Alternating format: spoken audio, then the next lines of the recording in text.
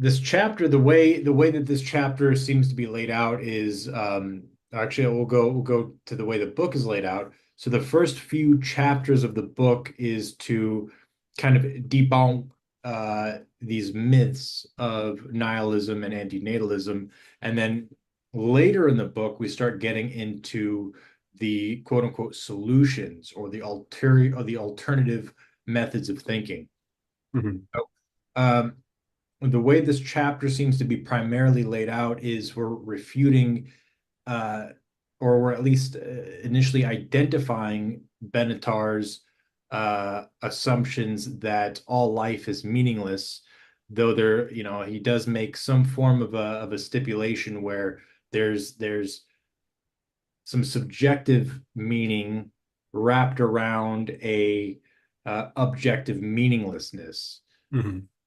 but there seems to be some issues even logically trying to really wrap your mind around that and think of that as being a true or grounded perspective. Could you touch in on some of Benatar's points? Yep. So he's a really good foil in this case because he is very upfront, says many times, and I quote him in the book of all his statements of cosmic meaninglessness, of saying that life is fundamentally meaningless. We don't have foundational meaning that we would want. We never stop being meaningless. Our lives never stop being meaningless, all that sort of stuff. And so that gives rise to the general topic of the chapter of talking about nihilism in general and the problems with it, logical problems and ethical problems. But what he also does that is wrong, but ends up being helpful to illustrate a revealing point is that he tries to, and this is his whole case as he builds his own philosophy as separate from nihilism. He says, I'm not a nihilist, I'm an antinatalist. And that's all based on the fact that he makes these claims that even though meaning is totally unreal, doesn't exist, we don't have cosmic meaning, that we still have what he calls terrestrial meaning. And that's local meaning, that's small meaning, like we have a meaningful relationship, even though the universe is meaningless, we should still value this connection.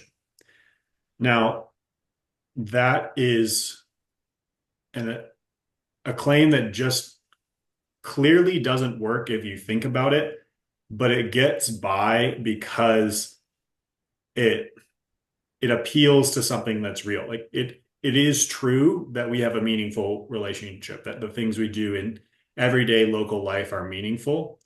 And because Benatar says that we're allowed to keep that, his philosophy becomes more, it seems to become more tenable because, oh, he's reasonable. We get to keep that. But of course, it's unreasonable that we should think we have infinite cosmic meaning. Like that's just arrogant. So he seems to strike this balance of humility on the cosmic scale and reality on the local scale. The problem is it just can't work. It only works that way if you don't think about it any further. But again, he gives us all the tools to think about it further. He himself, in his own books, says that the idea that our meaning is in helping each other and relating to each other is a circular reasoning and means that meaning doesn't exist. He himself says that we can feel that we have meaning, we can have subjective meaning, but we do not have objective meaning, and that objective meaning is the real meaning. So he points these things out. But if you take those and you push them just a little bit further, all of what he's saying is that the only thing we ever experience is subjective meaning, things that we imagine to be meaning, essentially that we have a hallucination of meaning. And it doesn't matter that we have a big shared hallucination of meaning, it's still meaningless. It's still subjective meaning, again, according to his own standards. So there's really nothing that this distinction stands on. He tries to make himself separate from nihilism, and tries to say we should still value a meaningless human life and then moves on. But it's like, well, why? What does value mean if meaning doesn't exist? You can't have value without meaning. So if you uproot all meaning, then all values are uprooted. So you saying, oh, but we should still value our meaningless lives is now a meaningless statement.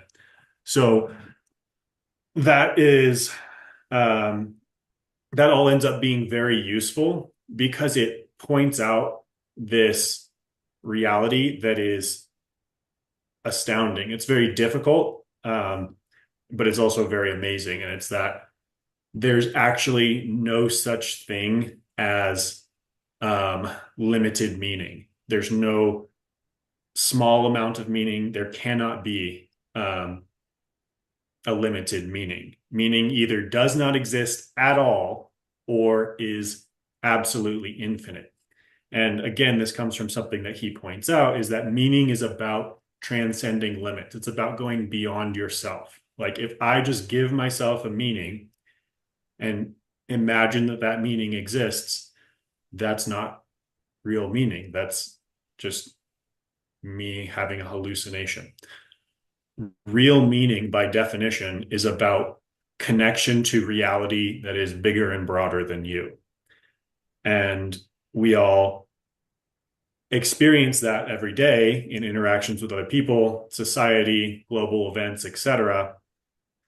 And we he appears to say, okay, yeah, that's still all good. But the issue is if again our meaning is only a species-wide hallucination on this globe that is actually in a meaningless universe beyond it, then that hallucination is not real meaning and doesn't really exist. It's just a hallucination. So you can't actually make a case for meaning unless you say meaning is absolutely foundational. And if meaning is foundational and the foundation of reality is infinite, as we covered in the first chapter of the book, then meaning must be infinite. So you either have no meaning or you have infinite meaning.